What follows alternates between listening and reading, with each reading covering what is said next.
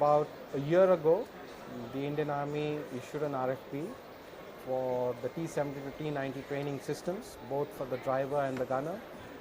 And as you said rightly, CAE was well known the world over for the flight simulation part of it. And we decided that we should go into adjacent markets.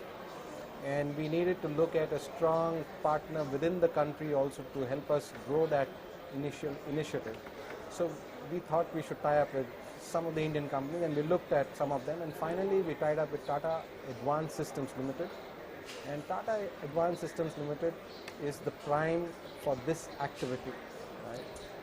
The requirement is for about 80 simulators. Right? And currently we have developed jointly with them 4 simulators, right? One each for the T-72 and T-90 driver, and the T-90 gunner and the T-90 crew gunner. And these are the 4 simulators built and offered to the Army currently for trials. Okay. And where do you see this going in the future? Do you think it'll be, this is right now it's only for individual people, right? Right.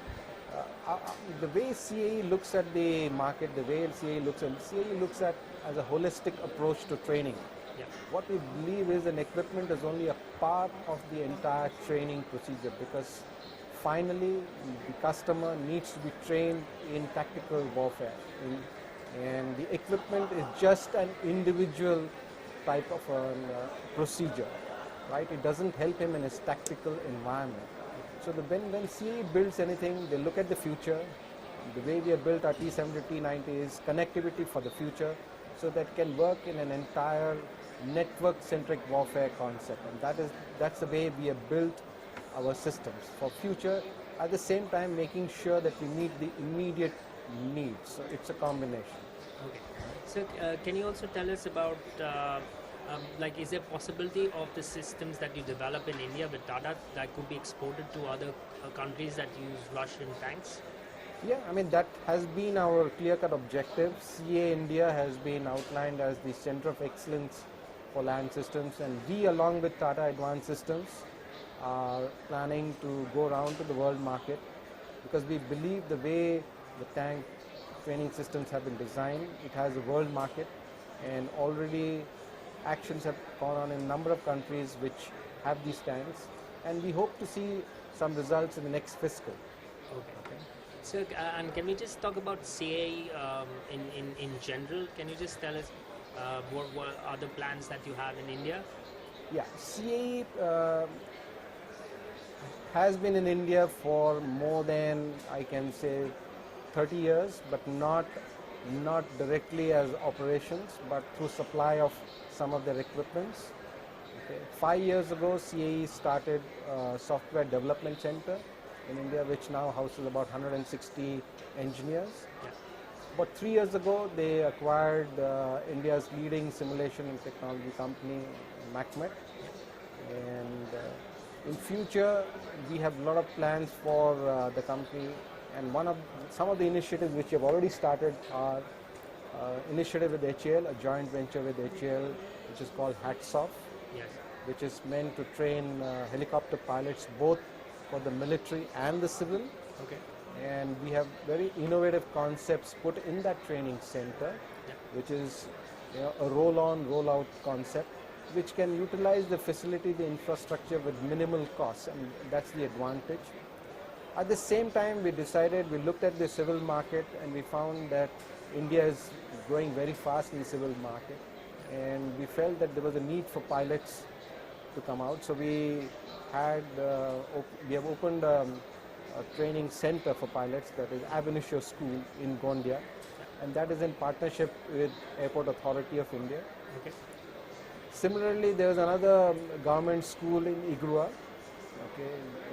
CAE has taken over the management control of that organization, with the explicit understanding that it brings about a change in the way the cadets are trained and brought about, and to enhance the number of students which can come out in a particular year. Besides that, CAE now really is planning to, like I said earlier, to make CAE India the center of excellence for land systems, so that we can build systems here indigenously and become the export hub.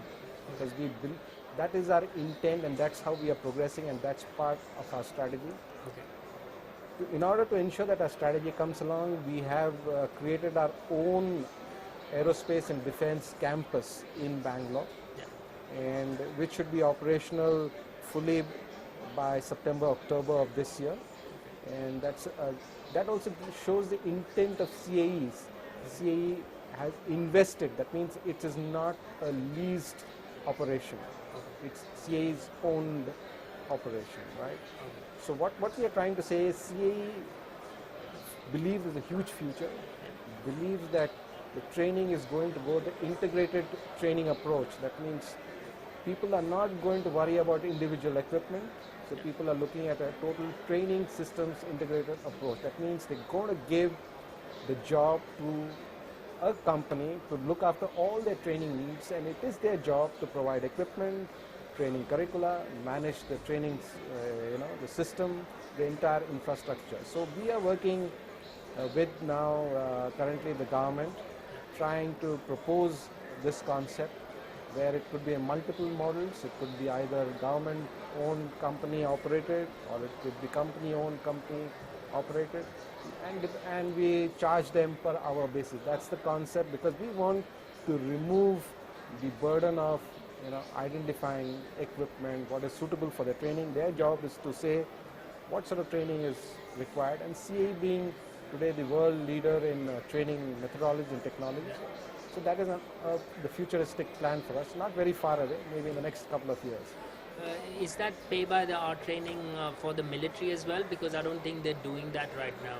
Yes, they're not doing that just now, but things are changing, because they believe that the onus should be on a particular service provider, so that their job is to really get into the real area of fighting and leave the training to somebody else.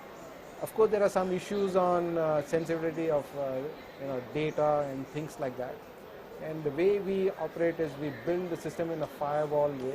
So whenever they want to operate with their sensitive tactical data, they just put in that system and they operate. So we provide the infrastructure to them. Yeah. So there are two types of training again, and like you said, has the military gone in? Yes, they will be going in very shortly. I don't want to name the project because the project is coming on very shortly, but they're going on very shortly with this concept. Okay. Pay by the hour, and that's for the military itself. Okay, and the fact is, within 1.5 years, you'll see the first model of pay by the hour coming in. And the last question, sir, can you just tell me what market share does CAE have globally and in India for simulators? Yeah, we divide our market segment into 4 areas basically. We have the civil products, the military products, the civil training, and the military training. So that is the way we have organized. Of course, we got other pillars coming in now, the professional service, the medical, and things like that. But today I'm going to only talk about these 4 areas, right? In the civil products, we control about, I think, 75% of the market. Yeah. In the military products, we control about maybe 20-25% of the market space. In the training services, it's a new field. So we believe we are leaders by far. We have not calculated the market share because these are 2 new areas, because as you're aware, it's not very easy to set up a training center and manage it because of the investment required. So the number of players are limited. So from that perspective, we believe we have got a majority share, but I don't think we have really done any research to find out what really is the component of the share. Okay. Thank you very much for coming today, sir. Thank you, Manu. Thank you so much.